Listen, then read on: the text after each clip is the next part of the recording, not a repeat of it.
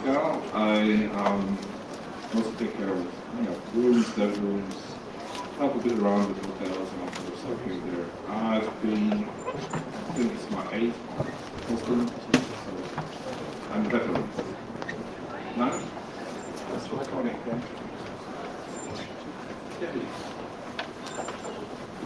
So I'm Jimmy. I take care of the network. So I coordinate with the ULB and the guys from Cisco who help us out with devices. And I think this must be about my 6th or 7th FOSDEM. I can't remember either. It's been way too long. Also, that is Philip.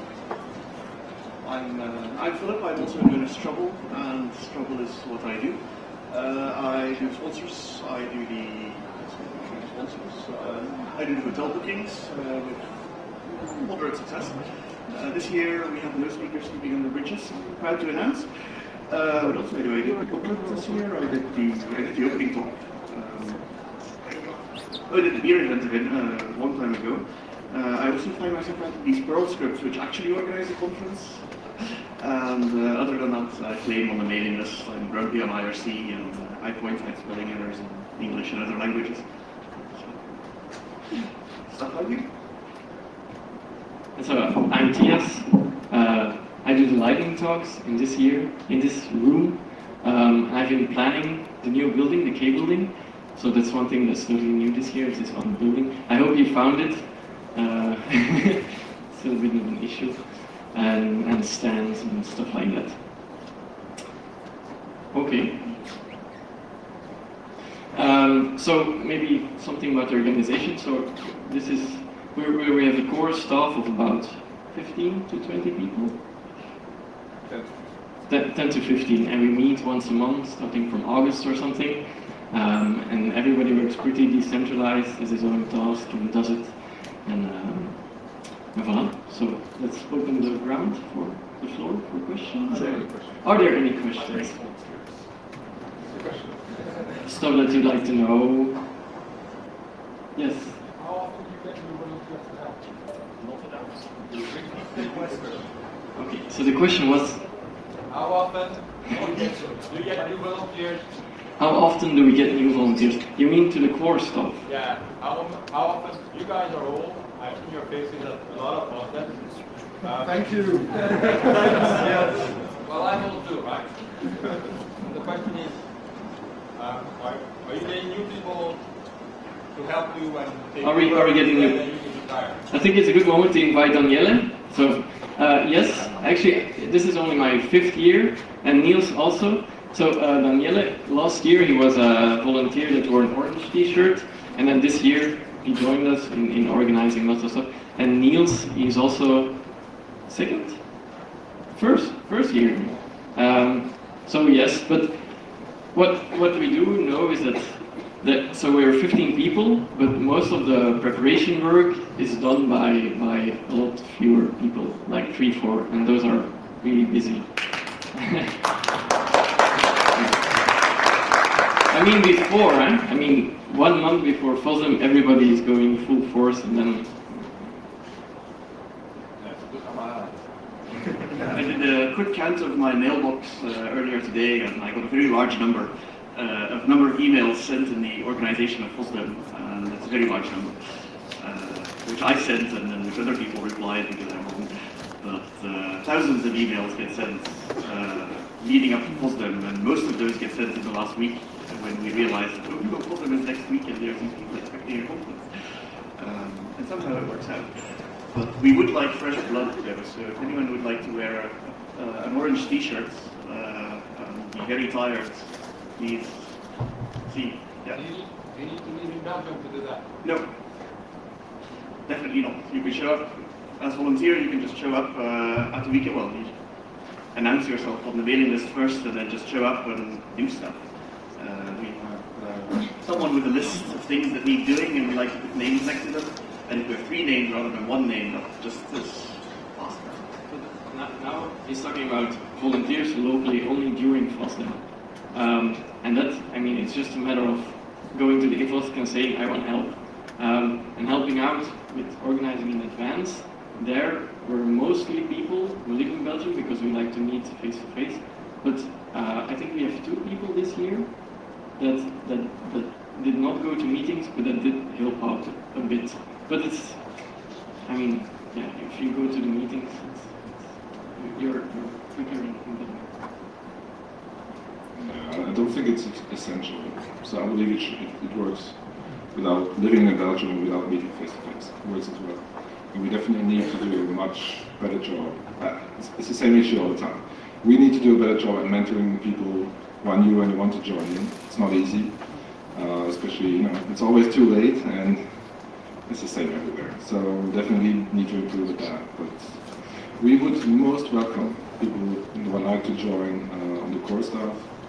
And the thing is just, it has been working for so well, I'd like to say, for so many years, because, I mean, quite a few of us are really dependable, and we take stuff and we just do it, and it works. So people like that, we have space. Please help.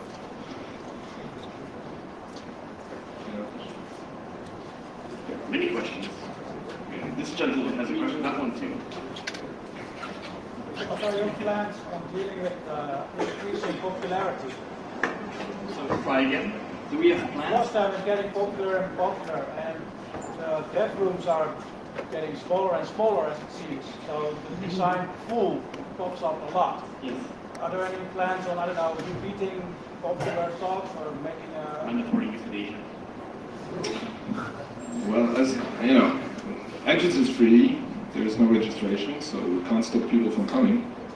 We don't necessarily want to either. But actually, this year we had a lot more room. So we try to do our best with the options we have at the ULB. So we can't expand indefinitely because it becomes more and more difficult for us to handle.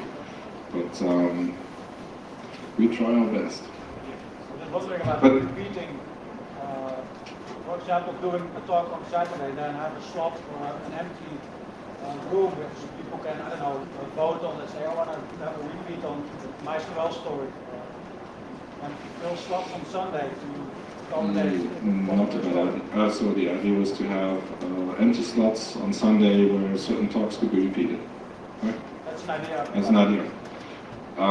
Okay, the issue is we do get so many requests for dev rooms. We have to turn half of them down. And it's an interesting idea, but that would mean turning down even more projects. So we prefer to give, at least as of now, we prefer to give all the rooms we can. So there's also a point, many people ask us year and year again to have rooms, to have meetings, you know. Obviously everyone is here, so it's a good occasion to meet up and have some discussions. But we mostly prefer to give as many rooms as possible to dev rooms, where they can have planned sessions. It's a choice. It's difficult to handle. We kept 2 rooms for, you know, rather unplanned this year.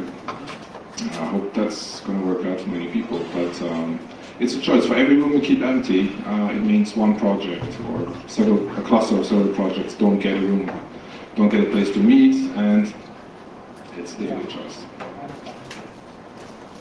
I'm not sure if you were at the opening talk and you heard the gentleman who owns this building. But our relationship with the university has improved a lot in the last couple of years.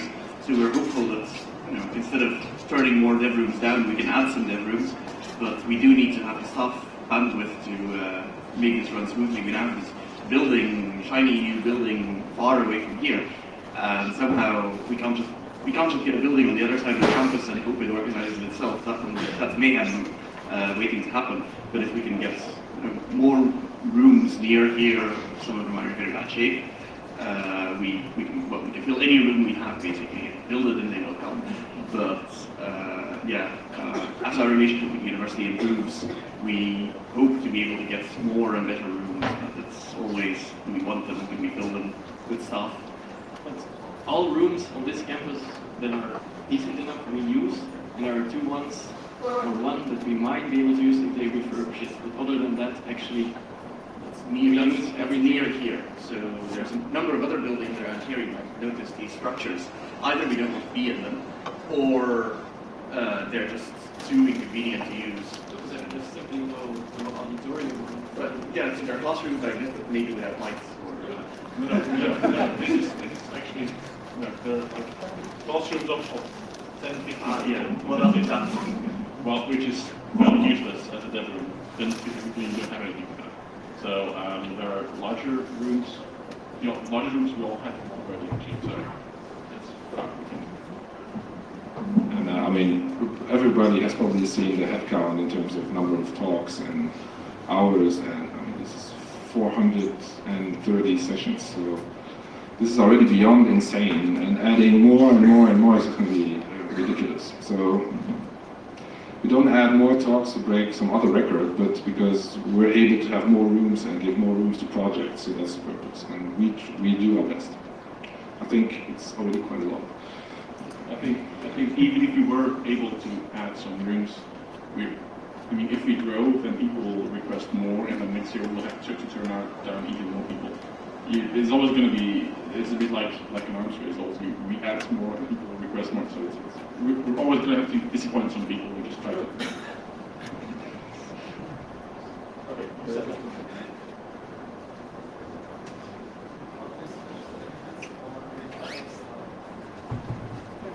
More work.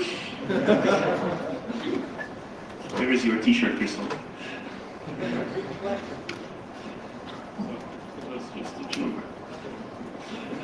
Any other questions? Okay.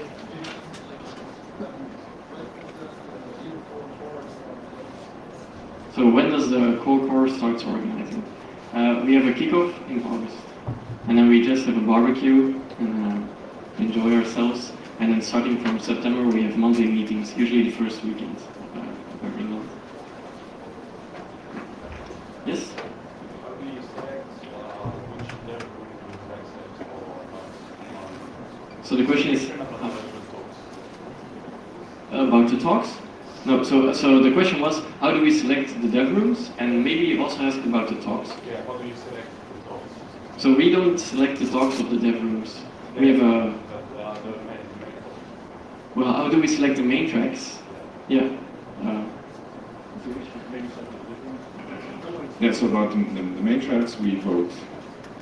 We have a program committee, we get, I would say, we have to turn down more than half of them, by far, during the call for papers. And we have a team, I think we were four or five people this year, and we vote. What we think is maybe a hot topic or something that could be interesting. We try to avoid repeating the same topics from year to year or the same speakers from year to year. And we try to make it look like we had a plan with tracks. That plays a role a bit in the end when we have even the score talks. But yeah, we essentially vote. So it's subjective, definitely. There's everything. Now with dev rooms, that's more difficult. It's pretty much the same, voting. Probably a lot of people are unhappy because we don't accept them, but we have to make the choice. And instead we get twice or 3 times as many requests as we have rooms. Essentially, we tried over the years to make a few dirty moves to reduce the number of rooms that were used by projects. For example, the cross-distribution dev room or the cross-desktop dev room, where we force people to collaborate, which works very well for the cross-distribution, actually. So we try to improve things a bit, but we're always going to disappoint a lot of people, unfortunately. But essentially, it's subjective. We vote in a team to decide which ones. Does that answer your question? Maybe one more question?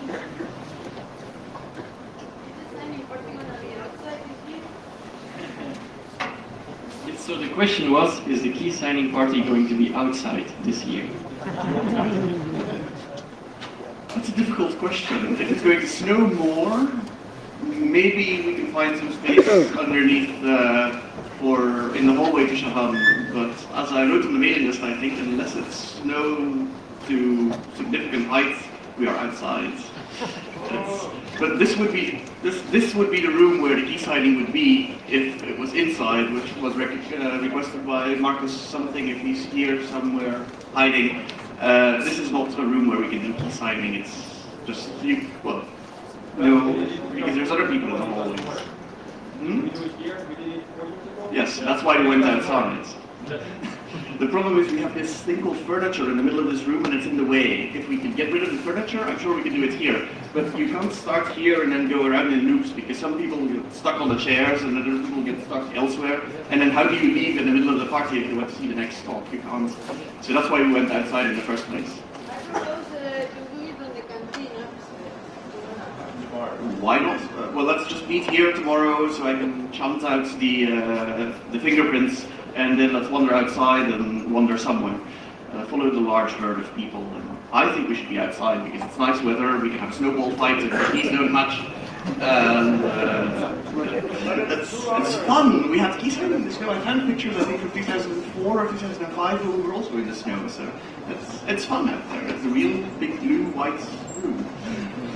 But yeah, there is an alternative, the bar or the hallway to Shalom.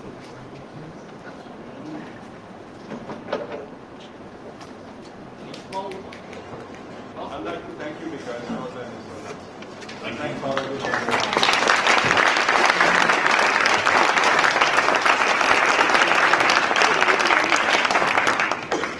So we have a 3-minute break, and then the first lightning talk will start.